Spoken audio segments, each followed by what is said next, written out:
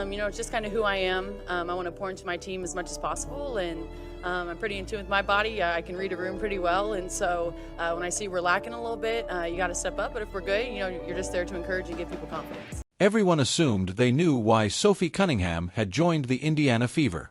Keep Caitlin Clark safe. Act as the enforcer. Protect the novice.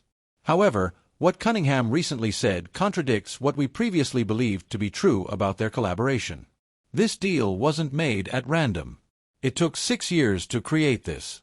And no one could have predicted the depth of Cunningham's motivation for fighting to be Clark's bodyguard February of 2025. The league was rocked by a move made by the Fever. They acquired Sophie Cunningham from the Phoenix Mercury through a trade. Furthermore, the message was really obvious. Cunningham was about to become the most talked-about enforcer in women's basketball, and Clark needed a bodyguard. On paper, the move made perfect sense. It had been a terrible debut season for Clark. Kennedy Carter's shoulder check, which knocked music to the ground. During a pivotal possession, Brianna Stewart's blind screen flattened her. Clark was sprawled out on the court after Ari McDonald's risky closeout on a three-pointer. On a little break, Diamond to Shields ran her over as if she had never been there. The referees continued to turn a blind eye while the hits continued. In just her first month, Clark received the third highest number of fouls in the league, 46. Every week, Coach Christy Sides would send video recordings to the WNBA offices, pleading with them to take action. Nothing was altered. Someone who wouldn't merely whine about the treatment was needed by the league. Someone who would take action was needed. Sophie Cunningham comes in. However, no one was aware of this at the time. This acquisition was not merely strategic. For more than a year, Cunningham had been preparing for this moment. She battled for the role, not just accepted it. And you can see why the Fever desired her so much when you consider her past. At age 6, I earned a black belt in Taekwondo music. She proudly wore the music that her parents, who were also her teachers, gave her as a prank. When the team starter tore his ACL, the high school football kicker went, music, 2 for 4 on field goals. Her kindergarten parents expressed dissatisfaction over her excessive aggression and roughness on the soccer field. She wasn't cut out for basketball. She was designed to fight. She worked her way up from a second-round draft pick to a dependable starter with double-digit averages over her 6 years in Phoenix. She was aware of what it takes to be successful in this league.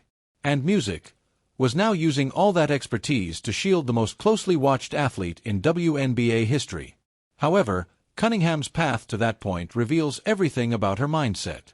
She became Missouri's all-time top scorer. 129 career starts with an average of 3 assists, 5.4 rebounds, and 17 points per game. She guided the Tigers to 4 straight trips to the NCAA tournament. She was the only player in the country to music, average 17 points, 200 rebounds, 83 pointers, and 150 free throws during her senior year. She was selected for the All-Star team 3 times. Honorable mention for AP All-America twice. The convention was dominated by the local hero. Despite her accomplishments, she had to contend with the stereotype that she was violent, petty, and unclean. In South Carolina, she was jeered by fans. Her fire was questioned by others. She remained the same. She continued to be herself, which helped her get into the WNBA. Music. Cunningham had to fight for every minute of playing time after being selected 13th overall in 2019 as Phoenix's first pick in the second round. She was not given a lead role. She proved herself over the years to earn it. She nearly failed in her freshman season. That year, the Mercury selected 3 rookies, and Cunningham was unexpectedly put into a position for which she wasn't convinced she was prepared due to veteran injuries. She gave every possession her all, sprinting the lanes, blocking out, and moving her feet on defense, all of which were commended by coach Sandy Brondello. However, it wasn't until Cunningham went off one night fighting the Fever that her shot started to fall. She was unable to miss it. She was playing so hard, according to the coach, that she was itching to ask for a substitute. Cunningham is just that. She has no idea how to coast. In 2022, she had a breakthrough year, averaging 12.6 points and 4.4 rebounds while starting 20 of 28 games. Against Minnesota, she scored 36 points, including 7 music, 3 pointers and 5 steals, setting a career record. After one outstanding performance, Natasha Cloud commended her, adding, "What Sophie does won't always show up on the box score. On both ends of the court, she comes down and plays hard during every possession." Cunningham is just that. It's not a star, but it's vital to winning basketball. She was essential to Phoenix because of her enthusiasm, timely threes, hustle plays, and dirty work. Raises everyone else.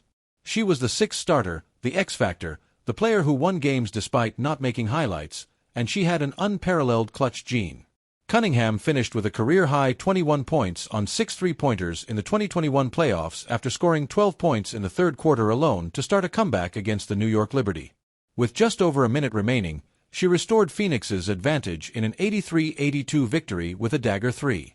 Kaya Copper scored 38 points in 2024, but Cunningham made the crucial threes in the closing minutes to help the team defeat Atlanta 88-85. She was named the sixth starting by coach Nate Tibbetts. Music. Someone so valued that she could switch games for extended periods of time without touching the ball. She consistently delivered music when her number was called. Time travel to June 17, 2025. Indiana Fever versus Connecticut Sunday. It was the game that instantly made Cunningham famous. During a heated altercation, JCS Sheldon jabbed Clark in the eye, and something inside Cunningham broke. The WNBA music season's most viral moment came next. Cunningham went into full enforcer mode, jawing at the Suns bench, stepping between players, getting in their faces, and making it very evident that anyone who touched her star would face repercussions. Tensions erupted, the benches were empty, and the internet went berserk. In a few days, her TikTok following increased from 300,000 to 1.4 million. In a matter of hours, her shirts were sold out nationwide. The video was often shown on sports networks. People were no longer merely observing Clark. They were observing her music guardian. Officially, the enforcer position was now commonplace. Everyone wanted to discuss about Cunningham's story. However, defending Clark on the court was only the start. The league was divided over what Cunningham did next. She pursued the commissioner on her own. The WNBA spokesperson, Kathy Angelbert, is accused of telling players in meetings that Caitlin Clark should be musically appreciative of the platform the league provided her. As like Clark owed the WNBA something for letting her participate. Cunningham would have none of it. She referred to Angelbert as the most naive leader in professional sports on Instagram. She didn't hesitate. "People only know Kathy because of C." She said, "The shots were direct, personal, and calculated." Cunningham provided unquestionable numbers to support his claims. During her debut season, Clark participated in 21 of the 24 games that drew more than 1 million viewers. The Clark effect was a major factor in the WNBA's $2 billion media agreement, which gave the league previously unheard of exposure. Sales of tickets surged. Products were flying off the shelves. The commissioner was behaving as though Clark owed them. Cunningham ensured that everyone was aware of how outdated that sounded. The repercussions didn't concern her. She expressed what was necessary. Consider the real contributions Clark made to the league. She smashed the Division I record set by Pete Maravich. 3,951 points is the scoring record. In the history of both the men's and women's NCAA tournaments, she became the first player to record a 40-point triple-double. The first player in the women's competition to lose back-to-back 40-point games. The only player in the first division to reach 3,000 points, 1,000 assists, and 800 rebounds. She guided Iowa to consecutive national championship contests.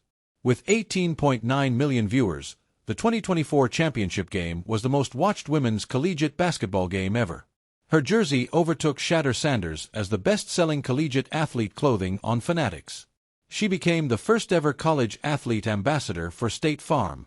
Among female college basketball players, her NIL estimate was the highest at $3.4 to $4 million. The entire ticket schedule for Iowa's women's basketball program was sold out, and the program made the highest money in history, $3.26 million. She was more than just a basketball player. She permanently altered the game. After that, she joined the WNBA and continued to rule. First rookie with a triple-double. Earned Rookie of the Year, broke the rookie scoring record, set single-game and single-season assist records, made the All-WNBA first team and music, but the league pretended to be grateful. Cunningham saw right through it. She went to war with the commissioner because of this.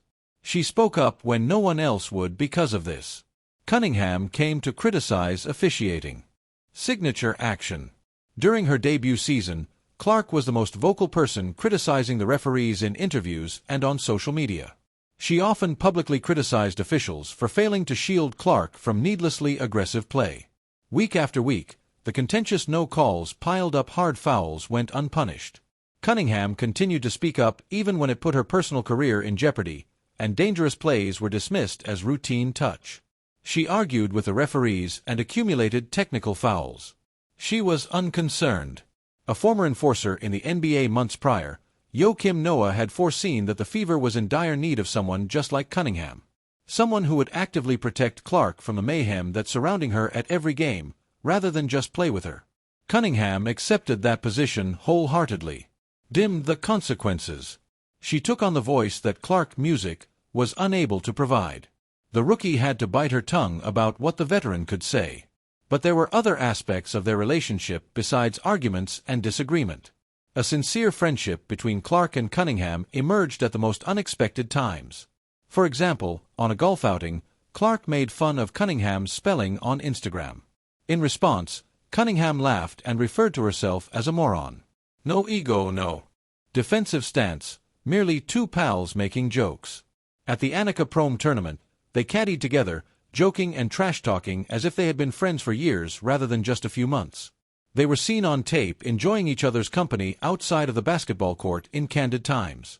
Both the Bond and the enforcer persona were genuine. They weren't only teammates acting for the cameras. They were genuinely fond of one another. They spent time together. They sent each other texts. They constructed something genuine. The protection became considerably more genuine as a result.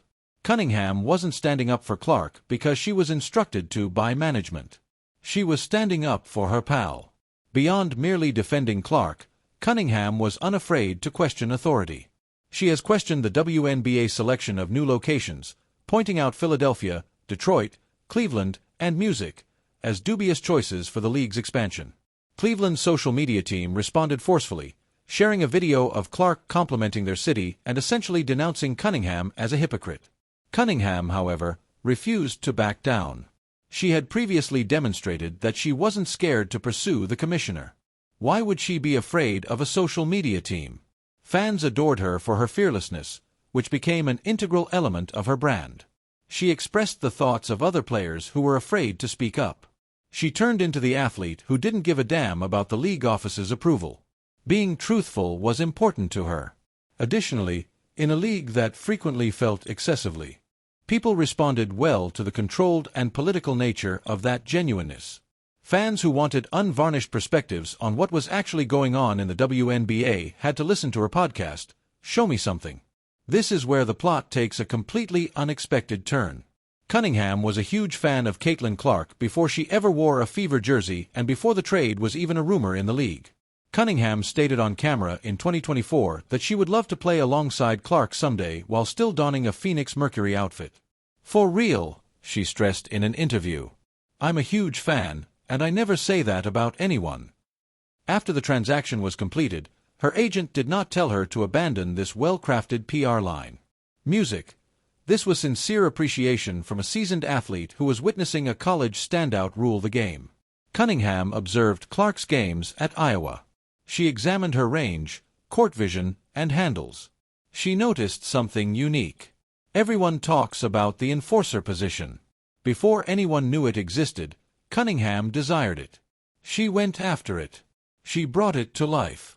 The Indiana front office's move, which appeared to be just a basketball strategy, was actually the musical realization of Cunningham's dream. The bodyguard music task wasn't the only thing she accepted. She asked for it outright.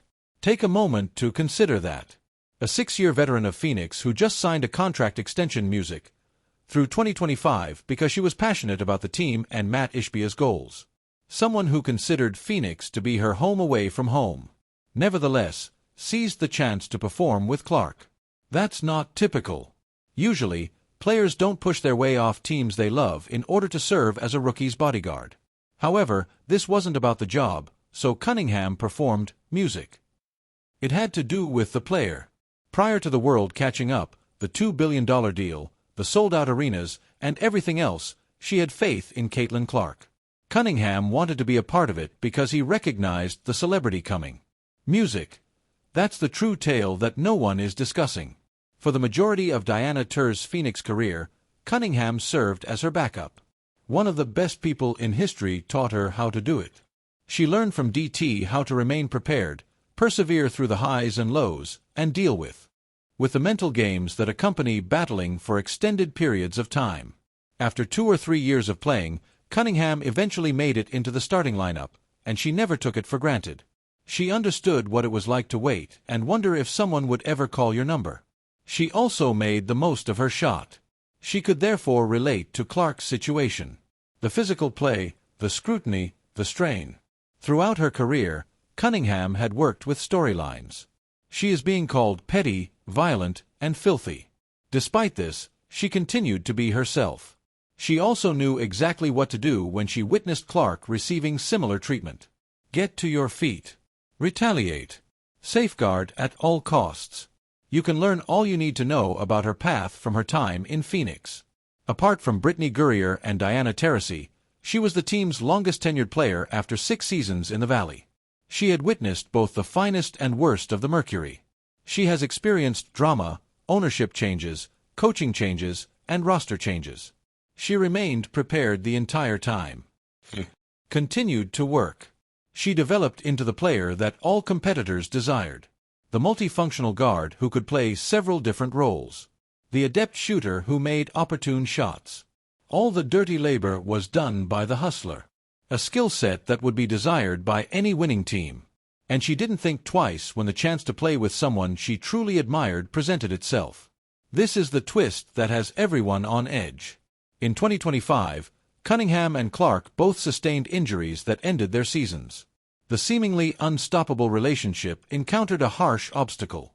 When Bria Hartley stumbled and slid into Cunningham's leg during a game versus Connecticut, she tore her MCL in her right knee.